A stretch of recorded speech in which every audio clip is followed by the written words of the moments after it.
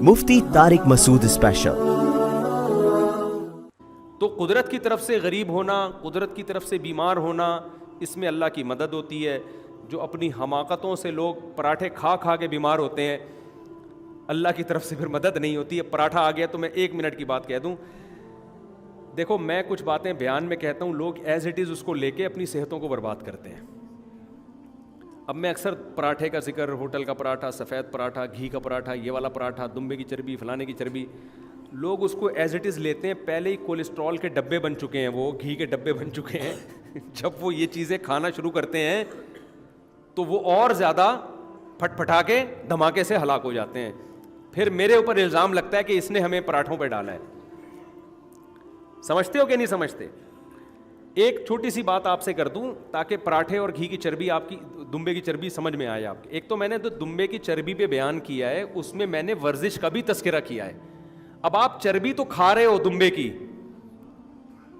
Exercise بالکل بھی نہیں۔ ابھی میں یورپ گیا نا، بعض ڈاکٹروں نے کہا یار آپ نے کیا لوگوں کو فیٹ پہ لگا دیا، دمبے کی چربی پہ لگا دیا، پہلے ہی لوگ کولیسٹرول کے مریض بنے ہوئے۔ میں نے کہا ڈاکٹر صاحب ہم نے چربی پہ لگا کے لوگوں کو تھوڑا سا واکنگ کا، جاگنگ کا مشورہ بھی دیا ہے کہ انرجی یوٹیلائز بھی کرو، کم بھی کھاؤ، یہ بھی بولا ہے۔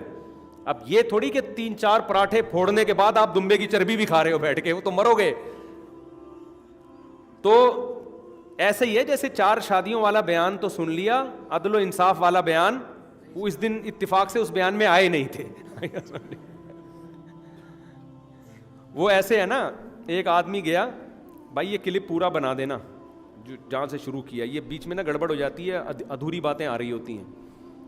ایک آدمی بیان میں، وہ ایک آدمی کہیں سروے کے لیے گیا تو گورنمنٹ کے کسی پروجیکٹ پہ کام ہو رہا تھا۔ ایک آدمی گڑھا کھود رہا تھا اور دوسرا اس گڑھے میں مٹی ڈال کے بند کر رہا تھا۔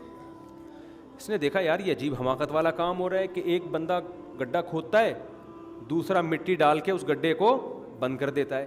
اس نے پوچھا یہ کیا کہانی ہے؟ تو اس نے کہا بھائی گورنمنٹ نے ایک پروجیکٹ دیا ہے درخت لگانے کا، اس علاقے میں ہم نے اتنے سینکڑوں درخت لگانے۔ تو اس نے کہا پھر یہ درخت تو لگ نہیں رہا۔ اس نے کہا اصل میں یہ وہ بندہ ہے جس کا کام ہے گڑھا کھودنا، یہ وہ بندہ ہے، ایک بندہ وہ ہے جس کا کام ہے درخت لگانا، تیسرا یہ بندہ ہے جس کا کام ہے واپس مٹی بھرنا۔ تو جس کا کام درخت لگانا تھا وہ اتفاق سے چھٹی پہ گیا ہوا ہے، تو باقی دونوں اپنا کام نمٹا رہے ہیں۔ تو دمبے کی چربی والا میرا بیان سن لیتے ہیں، جس دن میں نے ایکسرسائز کے فضائل بیان کیے ہوتے ہیں اس دن وہ چھٹی پہ ہوتے ہیں۔ 4 شادیوں والا بیان میرا سن لیتے ہیں، جس دن میں نے حقوق کی بات کی ہوتی ہے اس دن وہ لوگ چھٹی پہ ہوتے ہیں۔ 2 پٹھان ہوٹل کے پراٹھوں والا بیان سن لیتے ہیں، جس دن میں نے ورزش کی اور پھر ایک دن ایک ٹائم کے کھانے کے ناغے کی بات کی ہوتی ہے اس دن وہ اتفاق سے چھٹی پہ ہوتے ہیں۔ تو خوب سمجھ لیں آپ پراٹھے پھوڑیں، تو اللہ کی نعمتیں یار، کھانے پینے کے لذتیں کون قربان کرے گا؟ پھر رہ کیا گیا؟ یہ نا، ہم تو پیتے پلاتے تو ہیں نہیں، اللہ کا شکر ہے، تو یہی تو ہمارے مزے ہیں زندگی کے۔ تو اب اس میں ایک چیز کا خیال کیا کریں کہ 40 سال کے بعد آپ لپڈ پروفائل کا ٹیسٹ لازمی کرائیں، کولیسٹرول لیول چیک کریں اپنا۔ میں چیک کرتا ہوں، سال میں 1 آدھ دفعہ کر لیتا ہوں یہ کام، 1 سال میں نہیں تو 2 سال میں تو کر لیتا ہوں۔ تو میری تمام رپورٹس الحمدللہ کلیئر ہیں، شوگر کی بھی اور کولیسٹرول کی بھی اللہ کے فضل سے۔ باقی پھر بھی اللہ مارنے پہ آ جائے تو ہم نے بڑے بڑے کلیئر لوگوں کو دیکھا بیٹھے بیٹھے لڑک جاتے ہیں۔ تو میں اپنے بارے میں کوئی فنڈر گیری کا دعویٰ نہیں کر رہا کہ مجھے کچھ نہیں ہوگا، جب ہونا ہوتا ہے تو بیٹھے بیٹھے ہو جاتا ہے۔ اونٹ پہ بیٹھے ہوئے آدمی کو کتا کاٹ لیتا ہے۔ تو میں اس خوش فہمی میں نہیں ہوں کہ ہم نہیں مریں گے، ہمارے ساری رپورٹیں کلیئر ہیں، شوگر کی بھی، کولیسٹرول کی بھی، فیٹ کی بھی ایک دم اوکے کی رپورٹ ہے، تو اب کچھ بھی نہیں ہوگا۔ بڑے بڑے رپورٹیں کلیئر ہیں، دیکھی ہیں، رات کو سوئے صبح پولیس سے بھی نہیں اٹھا۔ مائیکل جیکسن کی مثال ہمارے سامنے ہے۔ لیکن اسباب کی حد تک تو ہم نے کام کر لیا نا۔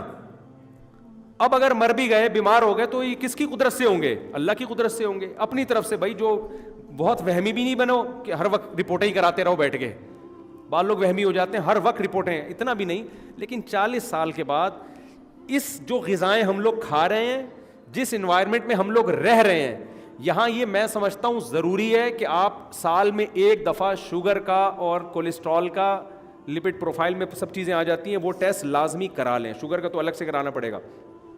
کیوں؟ جو لوگ نہیں کراتے نا اور فنٹر گیری، اب ٹیسٹ ویسٹ سے کچھ نہیں ہوتا، جب وہ بیمار ہوتے ہیں نا تو خون کے آنسو روتے ہیں وہ، پھر صرف پراٹھے نہیں چھوٹتے, پھر اور بہت ساری چیزیں چھوٹ جاتی ہیں ان کی. سمجھتے ہو کہ نہیں سمجھتے؟ میں ایسے لوگوں کو جانتا ہوں, میں نے ان سے کہا یار آپ 50 سال کے ہو گئے, آپ بی پی تو چیک کیا کرو اپنا. اب یہ چیک ویک کرنے سے آدمی وہمی ہو جاتا ہے. تھوڑے دنوں میں مارکیٹ سے کیا ہو گئے, شارٹ ہی ہو گئے. اچانک بی پی ان کا ہائی ہوتا تھا, ان کو پتہ ہے بلڈ پریشر خاموش قاتل ہے. بلڈ پریشر کیا ہے؟ خاموش قاتل. پتہ ہی نہیں چلتا کب کڈنی پہ اٹیک کر کے کڈنی کا بیڑا غرق کر دے اور کب برین ہیمریج ہو جائے. تو ہماری صحتیں وہ نہیں ہیں جو یورپ میں لوگوں کی ہیں, گوروں کی ہیں. میں 3 ہفتے تقریباً یورپ میں رہا ہوں, پراٹھے بھی کھائے, سب کچھ کھایا, ایک دن بھی پیٹ نہیں خراب ہوا. پتہ نہیں پانی ہے, ہوا ہے, کیا ہے. یہاں آتے ہی ایک دم سیٹنگ آؤٹ ہونا شروع ہو گئی. تو پاکستان میں تو میرے بھائی فرض سمجھتا ہوں میں کہ سال میں آپ, ہم نہیں کہہ رہے 2 سال میں کرا لیا کرو, چلو 1 سال میں نہیں, شوگر کا, بلڈ پریشر کا اور کولیسٹرول کا ٹیسٹ لازمی اپنے خرچے پہ بولو نا کرا لیا کریں. اس سے آپ کو پتہ چلتا رہے گا کتنے تک پراٹھے آپ افورڈ بولو کر سکتے ہو. سمجھتے ہو کہ نہیں سمجھتے؟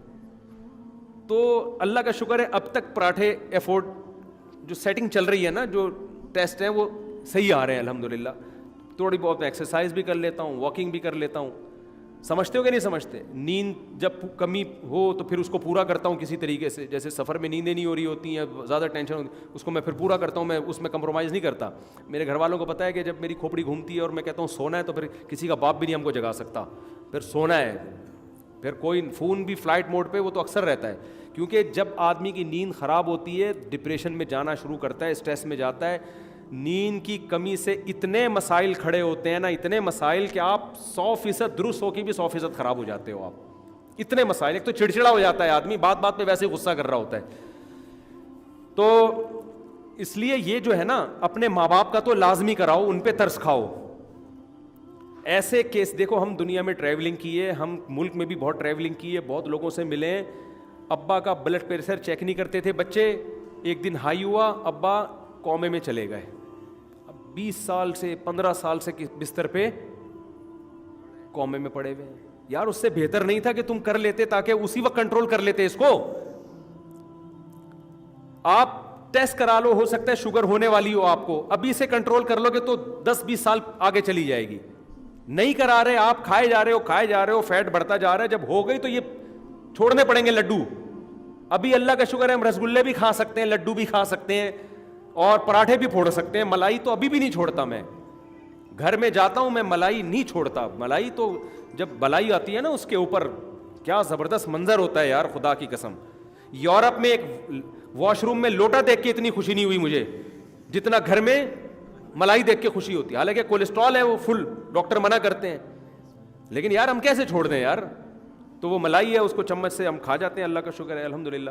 لیکن پھر یہ ہے کہ آدمی تھوڑا سا بھاگے دوڑے بھی, کچھ سارے ملائی پھوڑتا رہے, پراٹھے ہی پھوڑتا رہے, باقی کچھ نہ کرے تو وہ تو پھر پھٹے گا نا, وہ تو کھچڑی کھا کے بھی پھٹے گا پھر وہ. تو اس لیے پھر بھی میں کہتا ہوں, میں کوئی یہ نہیں کہہ رہا کہ بہت کوئی ہماری خاندانی صحت ہے. بیٹھے بیٹھے آدمی, بڑے بڑے ہم نے صحت مند لوگ دیکھے ہیں, بڑی بڑی باتیں کر کے گئے اور انا للہ ہو گیا. سمجھ رہے ہو نا, موت تو ایسی چیز ہے بھائی, اللہ جب چاہے گا. ابھی ایک 35 سال کی لیڈی ڈاکٹر, کینسر کی اسپیشلسٹ, کینسر سے ڈیتھ ہو گئی. کینسر کی اسپیشلسٹ لیڈی ڈاکٹر, اور جب کینسر کا پتہ چلا تو آخری اسٹیج پہ تھا. وہ لیڈی ڈاکٹر کو اپنا نہیں پتا چلا کہ مجھے کتنا خطرناک کینسر ہے.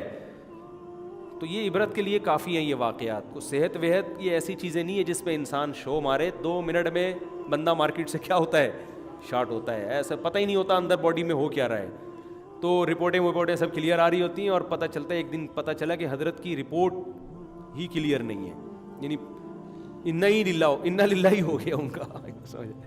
تو اس لیے اس پہ فخر کرنے کی بات نہیں ہے, لیکن اپنی ذمہ داری انسان پوری کرے, اپنی صحت کا خیال رکھے, کولیسٹرول وغیرہ چیک کرتا رہے, پھر پراٹھے پھوڑتا رہے بیٹھ کے. تو اب آپ پراٹھے کھانے سے پہلے یہ دیکھ لو کہ آپ پراٹھا افورڈ کر سکتے ہو یا بولو نہیں. پھر بھی ڈاکٹر کہتے ہیں کہ پھر بھی نہ کھاؤ تو زیادہ اچھا ہے. ڈاکٹر اگر میری بھی رپورٹ دیکھیں گے تو یہی بولیں گے یار نہ کھاؤ نا, اچھا ہے تو پھر کیوں کھا رہے ہو, اور اچھا ہو جائے. تو ہم ڈاکٹر سے کہتے ہیں دنیا میں صحت کے علاوہ بھی غم ہے بہت سارے, خالی صحت ہی کو فوکس کریں اور لذتیں چھوڑ دیں تو ڈپریشن سے مر جائے آدمی. اب آپ نے دیکھا ہوگا کچھ لوگ پتے کھا رہے ہوتے ہیں, گھاس پھوس, ڈائٹ پلان, بڑے ماڈرن طبقہ ہے نا ہمارا, بہت ڈائٹ پلان, صبح ناشتے میں ایک انڈے کو ہاتھ لگا کے واپس کھینچ لینا ہے. یہ ڈائٹ پلان چل رہا ہے نا ان کا, ویٹ لاس کرنا ہے. ایکچولی انسان وہ موٹیویشن کی ملی ہوئی ہوتی ہے, کسی موٹی نے ویٹ کم کیا ہوتا ہے تو اس نے موٹیویشن دی ہوئی ہوتی ہے, ٹھیک ہے نا. کسی موٹی جو کم ویٹ کی ہو اس کی موٹیویٹ ہونے کی وجہ سے آپ بھی اس موٹی کا ویٹ دیکھ کے اپنا ویٹ کم کرنے میں لگے ہوتے ہیں. تو وہ ایکچولی یہ پھر نا وہ یہ انڈے کو تھوڑا سا یوں گھمایا اور نمک تھوڑا سا, چینی بالکل نہیں, ٹھیک ہے نا, چینی صحیح ہے نا. تو ایسے ٹھیک ہے صحتیں ان کی بڑی خاندانی ہو جاتی ہیں, لیکن یار زندگی کا تو کیا کرنا ہے اتنا جی کے. وہی چائنا والی بات ہے, وہ گرم پانی پیتے ہیں, ٹھنڈا پیتے ہی نہیں پوری زندگی. تو ایسا بھائی ٹھنڈا پانی پی کے مر جانا یہ بہتر ہے گرم پانی پی کے زندہ رہنے سے. 4 دن کی زندگی تھوڑا سا تو انجوائے کرو لائف کو یار. تو تمیز سے بہت زیادہ وہمی بننے کی ضرورت نہیں, کیونکہ یہ صحت کا تعلق بھی میڈیکل سائنس سے اتنا نہیں ہے جتنا اللہ کی مرضی سے ہے. اس میں بھی اعتدال سے کام لو اور باقی توکل کس پہ کرو, اللہ پہ. دیکھو حدیث میں آتا ہے اجملوا فی الطلب وتوکلوا علیہ, کسی بھی چیز کو طلب کرنے میں اعتدال سے کام لو. حدیث کا مفہوم بیان کر رہا ہوں, اور باقی توکل کس پہ کرو, اللہ پہ. تو پیسہ بھی آپ بہت اسٹرگل, بہت محنت کما لو گے آپ, لیکن یہ اللہ پہ توکل کے خلاف. اعتدال سے کماؤ اور یقین رکھو اللہ نے دینا ہوگا اسی میں دے دے گا. تو اسی طرح صحت کے بارے میں بھی اعتدال سے بیلنس کر کے صحت کی فکر کرو اور توکل اللہ پہ کرو. اللہ نے صحت دینی ہوگی اسی میں دے دے گا. ورنہ بھائی 35 سال کی کینسر اسپیشلسٹ وہ کینسر سے مر رہی ہے, ہارٹ اسپیشلسٹ ہارٹ اٹیک سے مر رہا ہے, ٹھیک ہے نا, کڈنی کا اسپیشلسٹ اپنے کڈنی نہیں بچا پا رہا, تو ہمیں مشورے دے کے کیا بچائے گا وہ. تو 2-4 چیزیں, وہ تو بلڈ پریشر تو کامن ہے, اور یہ شوگر موگر یہ تو کامن ہے, یہ تو لازمی, اس کا تو فکر کرو. باقی ڈائٹ پلان بھی تمیز سے, بہت زیادہ نہیں فری کرانے کی ضرورت ڈاکٹروں کو, بلکہ سمجھدار ڈاکٹر بھی وہی کہے گا جو میں کہہ رہا ہوں. وہ بھی یہی کہے گا بھائی اتنا بھی چھوئی میں بننے کی ضرورت نہیں. اصل میں یوٹیوبرز خراب کر رہے ہیں, مسئلہ سارا ہی ہے. یوٹیوب پہ جو ڈاکٹر آ رہے ہیں نا چند ایک کے سوا, وہ بہت وہمی بنا رہے ہیں, ایسی ڈائٹ پلان بتا رہے ہیں آپ کو, اور یہ نہیں کیا تو یہ ہو جائے گا. آدمی سن کے پاگل ہو جاتا ہے, ذہنی مریض بن جاتا ہے. جیسے جو بہت زیادہ موٹیویشنل اسپیکر کو سنتے ہیں نا, وہ باولا ہونے کے علاوہ ان کو کچھ بھی حاصل نہیں ہوتا. بہت زیادہ موٹیویشنل اسپیکر کو سنتے ہیں نا, وہ کیا ہو جاتے ہیں, باولے سمجھتے ہیں. نہیں سمجھتے نا تو جو سنتے ہیں ان کو جا کے دیکھ لیں, تو جو ایسے ہو جاتے ہیں. کیونکہ ہر وقت موٹیویٹ, ایکچولی صبح اٹھنا, رات کو پھر جلدی, پھر وہ سکسیز اور اسٹرگل اور یہ اور وہ سن کے آدمی کیا ہو جاتا ہے. ایسے لوگوں کو میں کہتا ہوں کچھ دن کے لیے سننا چھوڑ دو, پوستیوں والی زندگی گزارو 1 ہفتہ, پوستیوں والی, صحیح ہے نا. تاکہ یہ دماغ, ہر آدمی کو نہیں میں کہہ رہا پوستیوں والی, جس کو ضرورت سے زیادہ موٹیویشن مل گئی ہے نا, سکسیس, کامیاب انسان بننے کی, دماغ پہ بھوت سوار ہو گیا ہے, اس کو میں بولتا ہوں کہ کیا کرو, 1 ہفتہ پوستیوں کی طرح لائف گزارو. سکسیس وکسیس گئی تیل لینے, کامیابی گئی تیل لینے, اب لائف کو کرو انجوائے, کوئی بات نہیں, ناکام ہو کے مر جائیں گے نا. تو ایسی کامیابی کا کیا کرنا ہے جس کامیابی سے ڈپریشن میں جانا شروع کر دے انسان, اس کی ہر وقت فکر میں. عام آدمی کو میں مشورہ نہیں دے رہا, ہم تو پہلے ہی پوستی لوگ ہیں, قوم ہماری سست ہے, کچھ نہیں کر رہی, ایسا نہ ہو آپ لوگ جا کے پڑ جائیں. میں ان کو کہہ رہا ہوں جو ہر وقت موٹیویشنل اسپیکرز کو سن کے ان کی کھوپڑی آؤٹ ہونا شروع ہو گئی ہے, پاگل ہو رہے ہیں وہ, تو ایب نارملٹی کی طرف چلے جاتے ہیں بعض لوگ. تو لائف تمیز سے, اعتدال سے. قرآن بار بار کہہ رہے اس امت کو ہم نے بیلنس امت بنایا, معتدل امت. اعتدال میں, ہر چیز کو بیلنس میں رکھنے میں جو مزہ ہے وہ افراط و تفریط میں نہیں. یہ پراٹھوں کی لاجک سمجھ میں آ گئی آپ کے؟ چلو اپنا خیال رکھیے گا اپنے خرچے پہ آپ لوگ. مفتی صاحب, اسلام میں غریب مسکین لڑکی سے نکاح کرنے کی کیا فضیلت ہے؟ میں چاہتا ہوں غریب لڑکی سے نکاح کروں, اس کی کفالت کروں, اللہ راضی ہو جائے گا اس پر. دیکھو غریب لڑکی سے شادی کا ظاہر ہے ثواب ہے, اس کی کفالت کا بھی ثواب ملے گا, اس کا گھر بسانے کا بھی ثواب ملے گا. لیکن ایک بات دماغ میں رکھیں, بیگم جو ہے نا وہ اپنے جوڑ کی ہوتی ہے. جوڑ کی کا مطلب یہ کہ ٹھیک ہے آپ غریب سے نکاح کریں, لیکن پھر آپ اپنے لیول کا اس کو مقام دیں, کیونکہ بعض نیچ طبیعت کے لوگ غریب لڑکی سے شادی کر کے پھر اس کو تانے ہی دیتے رہتے ہیں پوری زندگی. ابے تیرے باپ کے گھر میں تو 2 ٹکے نہیں ملتا تھا تجھے, میں تجھے سونے کے نوالے کھلا رہا ہوں. اس سے کیا ہوتا ہے, بجائے رشتہ جڑنے کے ٹوٹنا شروع. اب اپنے اسٹیٹس کی لڑکی سے شادی کی ہے تو اس کو آپ یہ تانے نہیں دے سکتے تیرے باپ کے گھر میں تو کیا ملتا تھا, میں تجھے سونے کے نوالے کھلا رہا ہوں. تو وہ فوراً کہے گی میرے باپ کے گھر میں بھی ہم کباب کوفتے کھایا کرتے تھے. تو آپ پھر تمیز سے بیٹھ جاؤ گے, اچھا اور کوئی بات اور کسی ٹاپک پر بتائیں کیا بات. لیکن غریب لڑکی کو جب یہ تانا دو گے تو وہ بولے گی یار ایک تو کھلا رہے ہو, اوپر سے احسان جتلا رہے ہو, تو اس سے بعض دفعہ معاملہ کیا ہو جاتا ہے, خراب ہو جاتا ہے. تو ظرف بڑا رکھ کے پھر غریب لڑکی سے شادی کرو. سمجھتے ہو کہ نہیں سمجھتے؟ ظرف بڑا رکھو اور پھر غریب لڑکی سے. دوسرا, لڑکی مالی لحاظ سے غریب ہو, سوچ کی غریب نہ ہو. سوچ کی کیا ہو, غریب نہ ہو. بعض دفعہ لڑکی مالدار ہوتی ہے, سوچ کی غریب ہوتی ہے. جو مالدار لڑکی ہے, سوچ کی غریب ہے نا, تو وہ پھر وہی چھوٹی چھوٹی چیز نہیں دیکھتی رہے گی, ایک کوفتہ اور آدھا کوفتہ اور آدھا یوں, وہ اسی طرح.